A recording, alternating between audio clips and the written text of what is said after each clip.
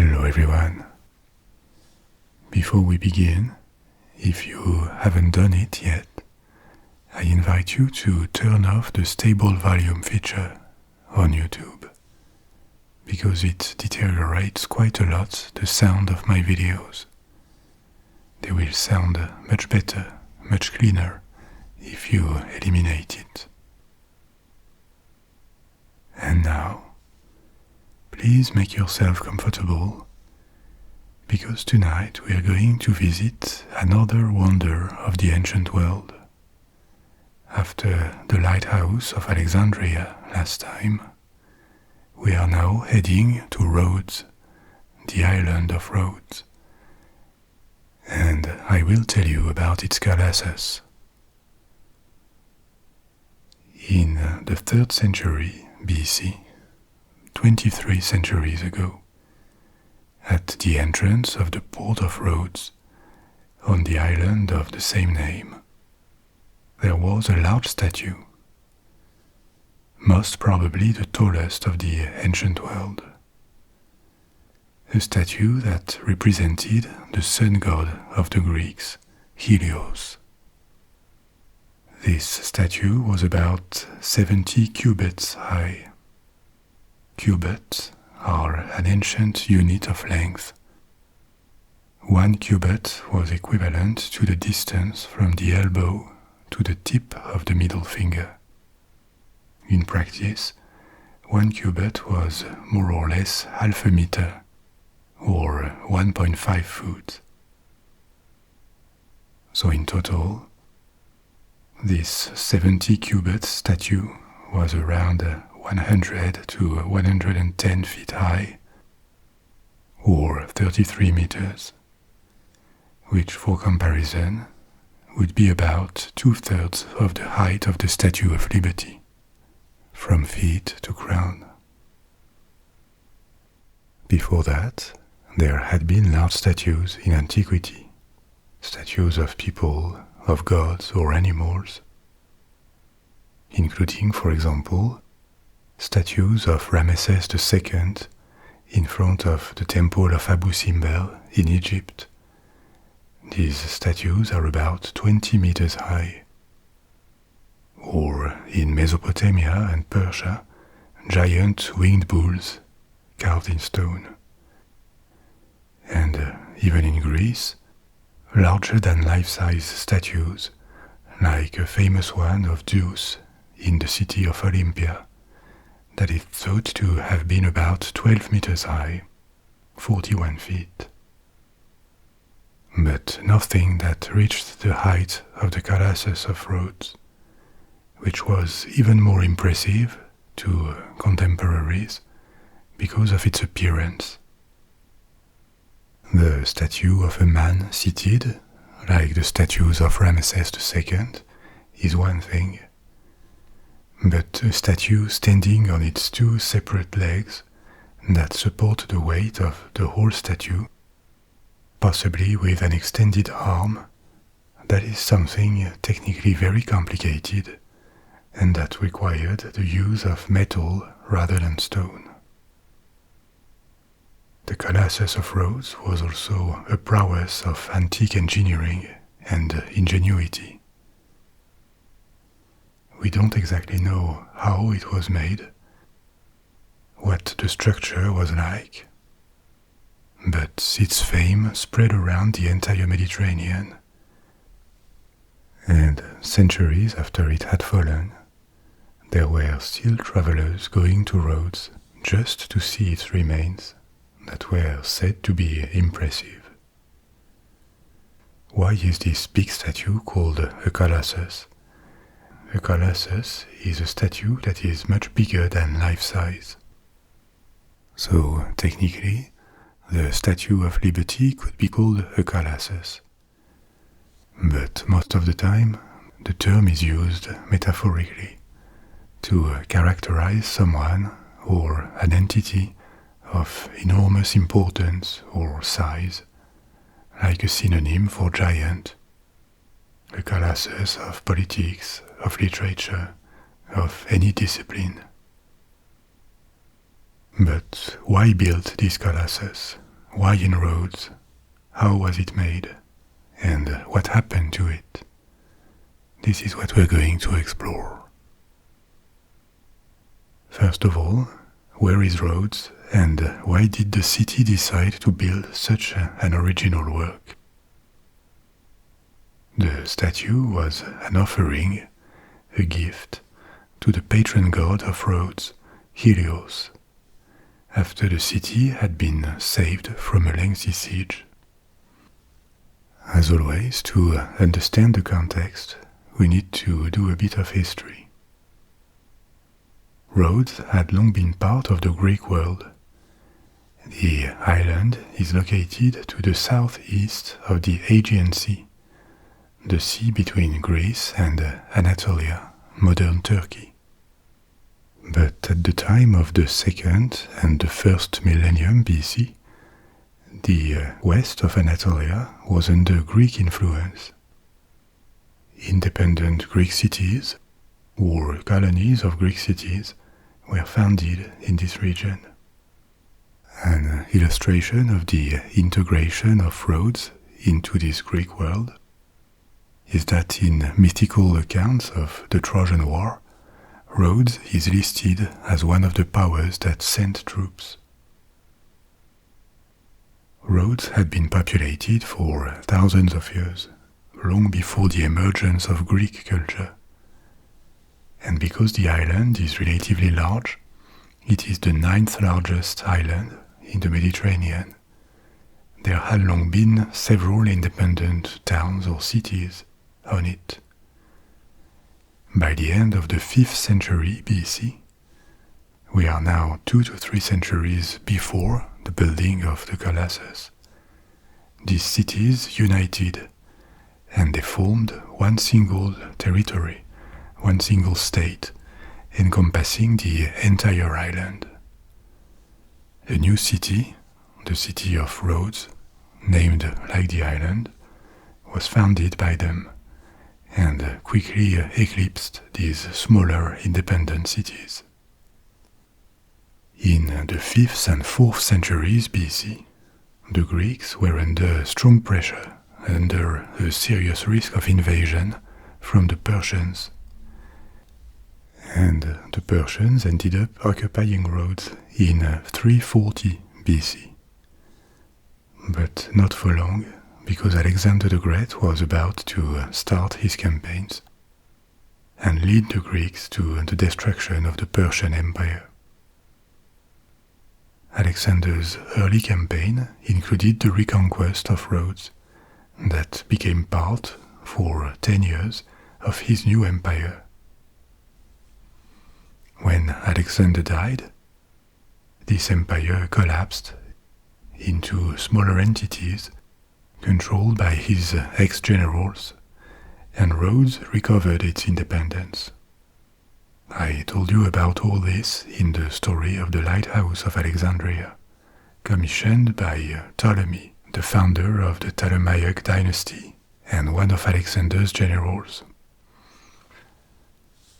But others had claimed their share of Alexander's empire, especially 2 others, Seleucus, that obtained a large piece of the Middle East, and Antigonus, who got Anatolia, Syria, and parts of Greece.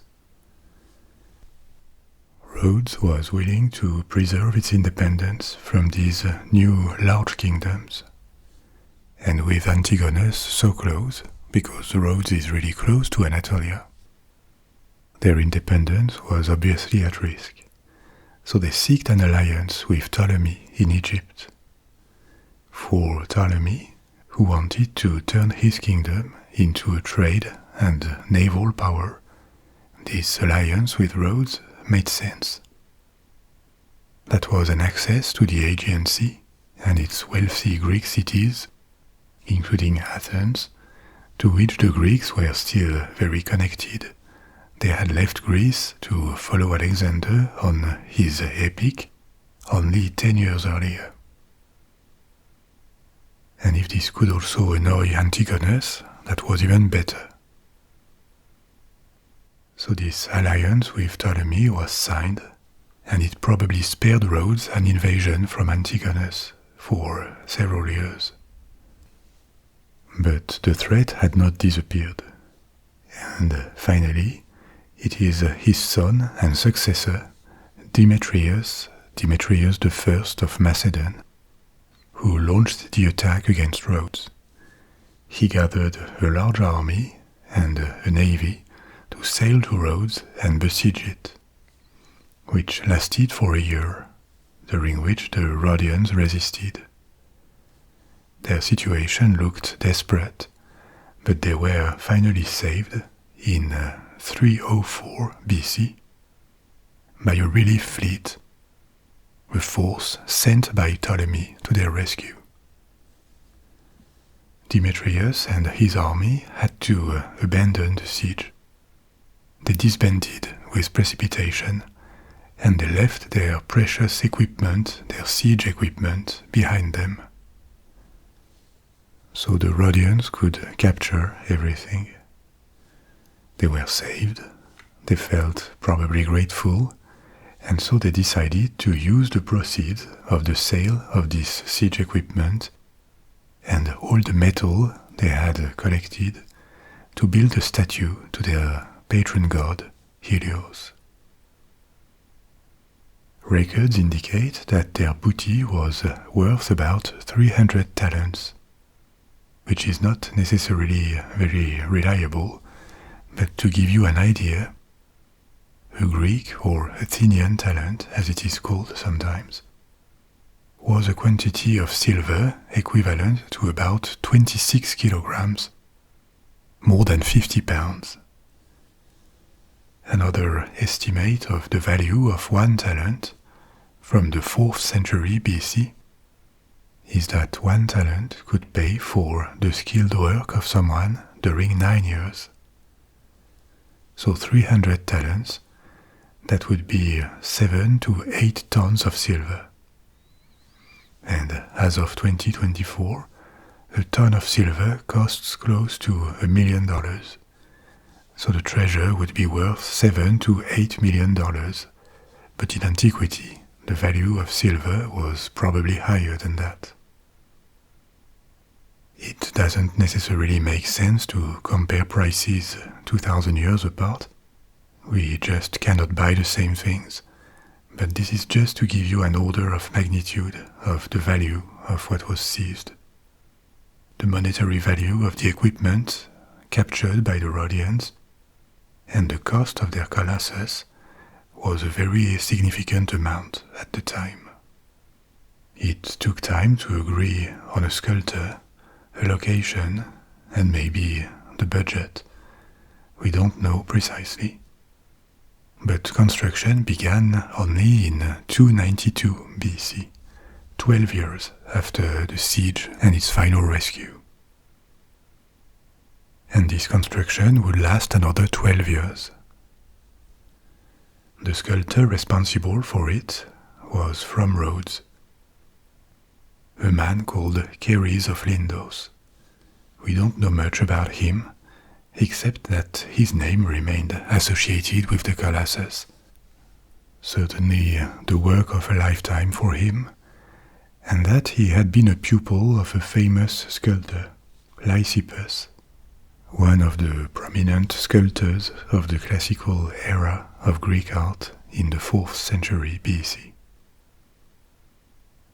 What is interesting is that the idea of a large metal statue did not come from nowhere.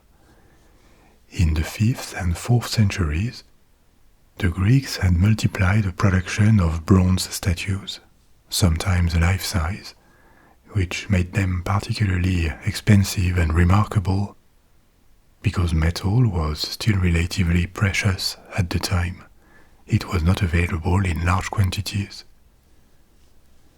Bronze had largely been replaced with iron for the finest weapons or armor, but bronze was still widely used and widely sought after.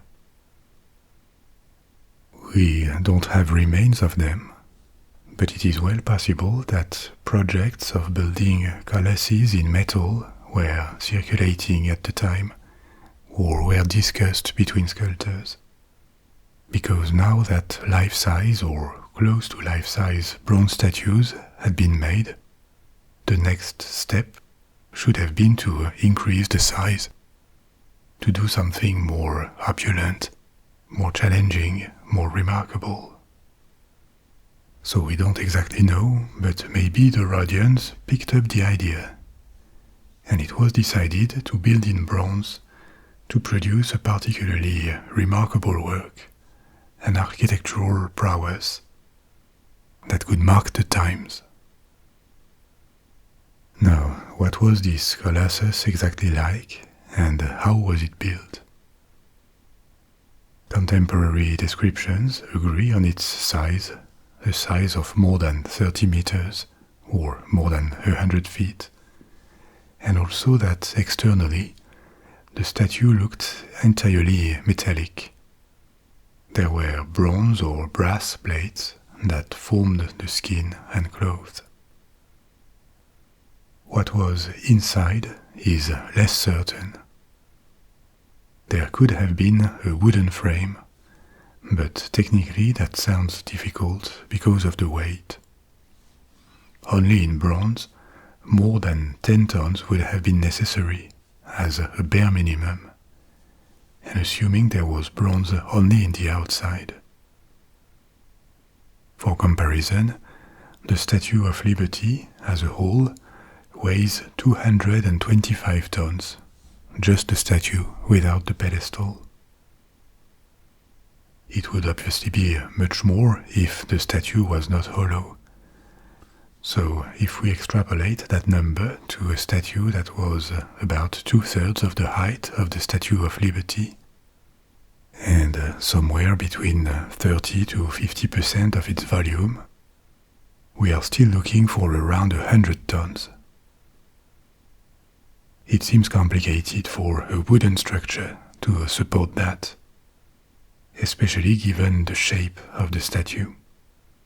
Standing on 2 feet with separate legs that entirely supported the rest of the weight. According to some accounts, there were iron tie bars inside the statue, which could be more credible technically.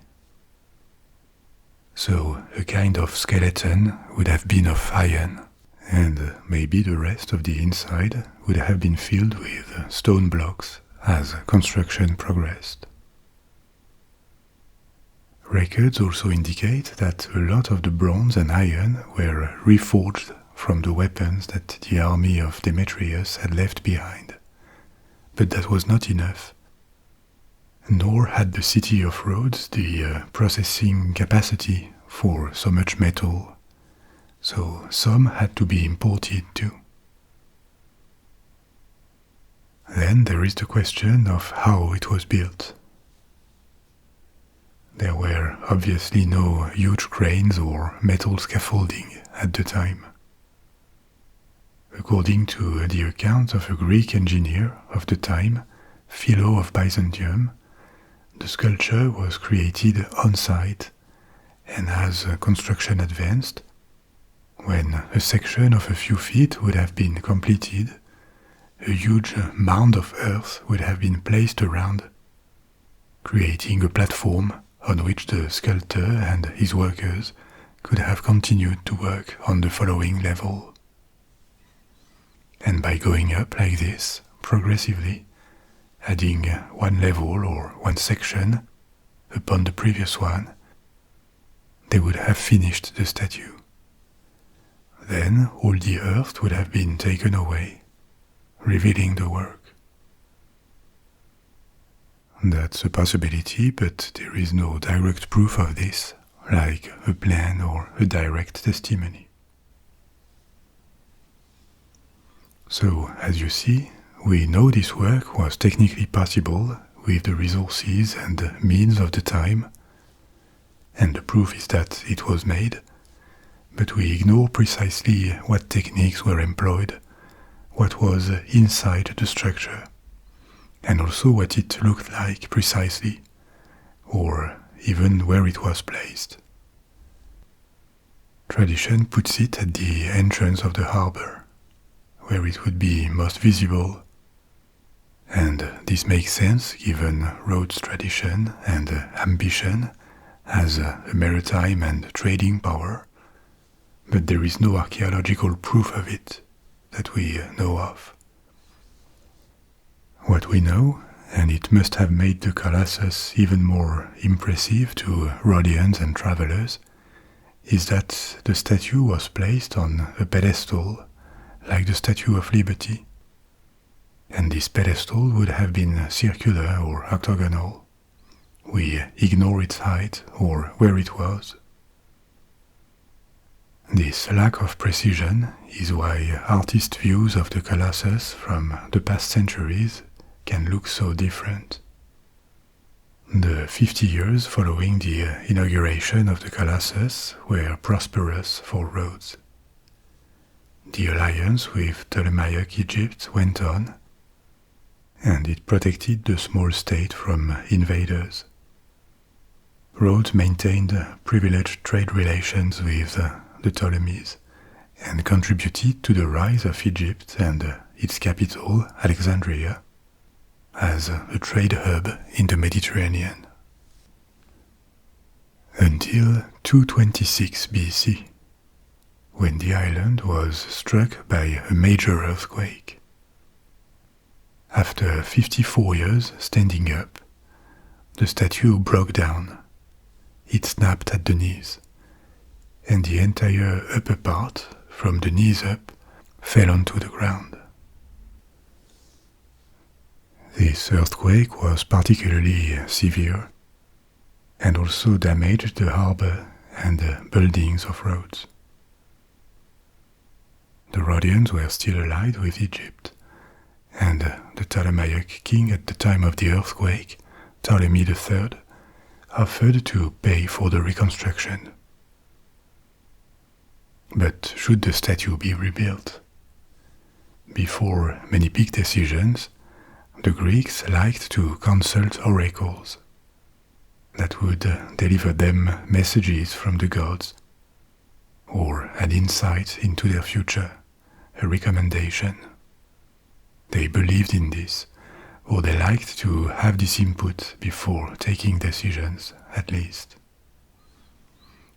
The Rhodians sent a delegation to the most famous and prestigious of oracles, the Oracle of Delphi, where messages were delivered by the priestess of Apollo. I told you about this long tradition of the Oracle of Delphi in a past story. It began long before these events and lasted long after. The messages of the oracle were typically confusing or hard to understand, but from the oracle's reply, the Rhodians concluded that they should not rebuild the Colossus, that it would annoy the gods, possibly because one way or another they had offended Helios.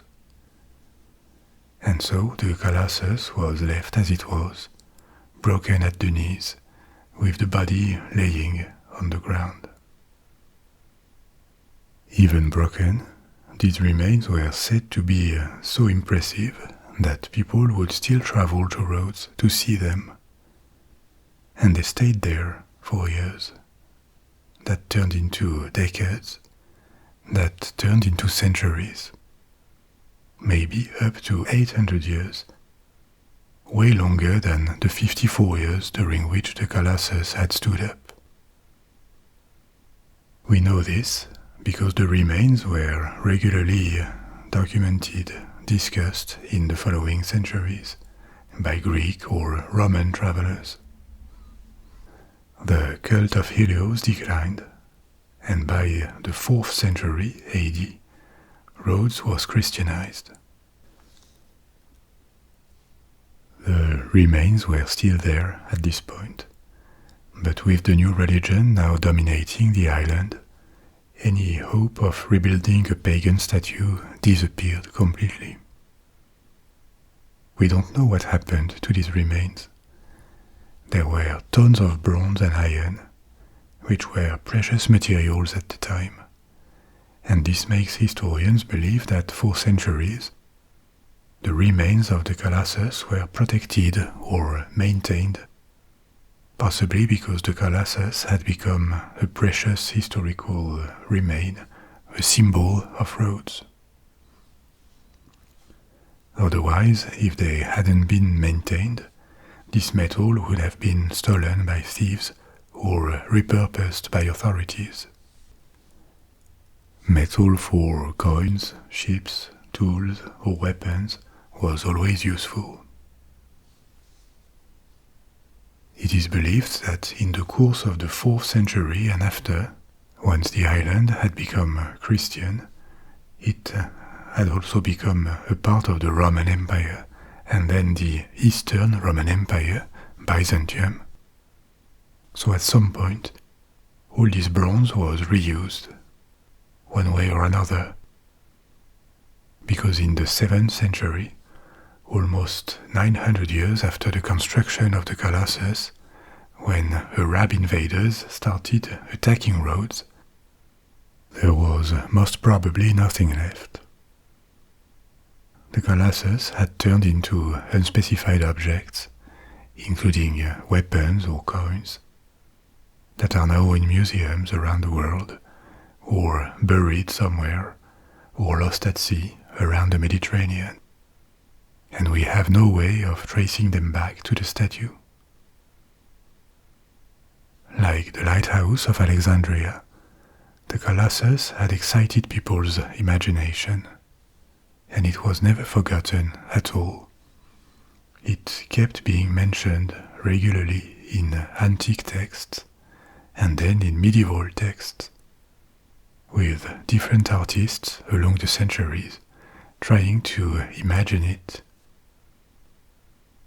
For example, leading to a depiction from the late Middle Ages and the Renaissance, in which the Colossus had 1 foot on either side of the entrance of the harbor, and the ships would have passed under it between its legs. That wasn't real.